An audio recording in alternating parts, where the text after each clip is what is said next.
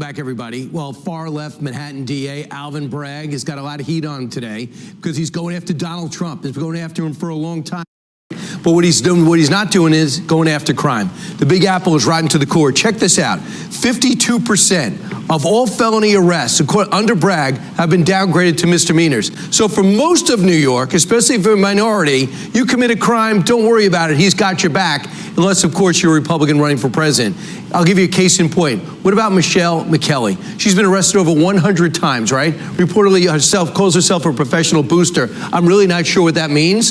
He goes, she got so upset when she was finally arrested after all her shoplifting exploits, she spit and scratched at the cops. Her quote was, "You all are stopping my hustle." She's in jail on $5,000 bond bail right now. Meanwhile, there's Harold Gooding. This guy's a real treat. You know, the same people have been committing the same crimes over 500 times, I think 60%. 10 people have committed 60% of the crimes right now in New York. Here's an example. He's arrested over 70 times for threat. It is larceny. He finally got hit the same target 4 straight times. He has finally been arrested. He's on $15,000 bail. And finally, look at Isaac Rodriguez, the serial thief, racked up 50 arrests. He calls himself the Man of Steel, not because he's strong, because he steals everything, and he could not be more brash. So how do we make sense of New York and their lack of interest in certain crimes and big interest about one man and another crime? Joining me now to discuss this is the running mate to Lee Zeldin. You know her as retired NYPD Inspector Allison Esposito. Great to see you, Allison. Good morning. Thank you so much for having me. Or Inspector, I should say. First off, you notice bail reform. You see what it's done to the city. How do you explain that as opposed to what we were seeing with the former President of the United States on Tuesday? Well, my city is in peril right now. Alvin Bragg literally got on national media, national news, and said that we cannot and will not normalize serious criminal conduct. He has spent every single day in office doing nothing but normalizing serious criminal conduct. You saw what you just highlighted. These are professional boosters. These are professional thieves. This is what they do. This is their hustle. They're not going to stop unless we stop them. And what he's doing is emboldening these criminals to take it further and further and further. Do you know how quickly a burglary becomes a rape? A larceny becomes a robbery? Do you know how quickly people get injured with this?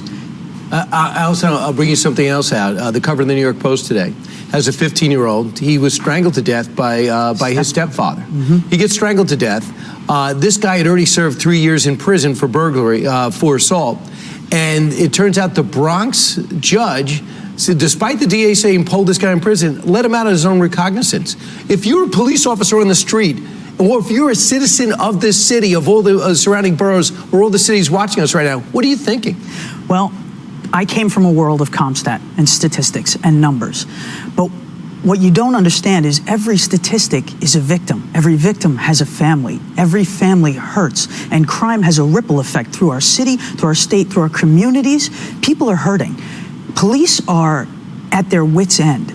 My officers were going out every single day, taking some of the most violent felons off of the streets. Firearms, 2, 3, and 4 times, same individuals. And they were back out in the street telling my cops, don't worry, take the gun, I'll be out tomorrow. Because you don't have enough time to do the background, to form a case. You only have a certain amount of time. And if you can't get that done, they go back out in the streets. So you don't have the resources to get this done, a team of inspectors and researchers. Absolutely. The other thing to keep in mind, too, is that when the mayor wants to crack down on crime, let's say he's sincere, he goes up to Albany, he gets kicked to the curb. The Democratic governor now has come around to it, almost losing the seat, right. Said, I need bail reform. The speaker says, no, we're not going to do that. Mm-hmm. So how do you explain this?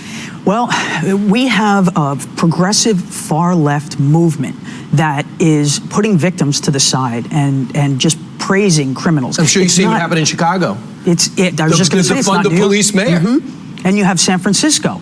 And you have in Washington, D.C., we have a woman from Virginia who is murdered in a motel room by a career criminal because we continue to release these criminals back out on the street to reoffend. And you have a frankly, a sloppy and incompetent district attorney in New York that is downgrading 52% of felonies, and his prosecutorial clearance on felonies is only 51%. His predecessor was in the 90s.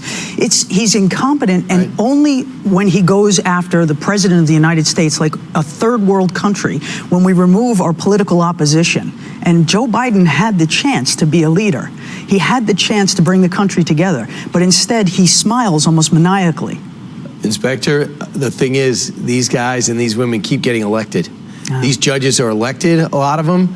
The DAs are elected, the mayors are elected, so people are they're getting what they're voting for, and the people that are overwhelmed by this are just leaving, if they can. Well, I think that was part of the reason that Congressman Zeldin and I lost the election. Barely, but you really surged 47% of the vote to 53. Thanks so much for joining us, Thank Inspector you Allison so much. Esposito. Great to see you. Appreciate it.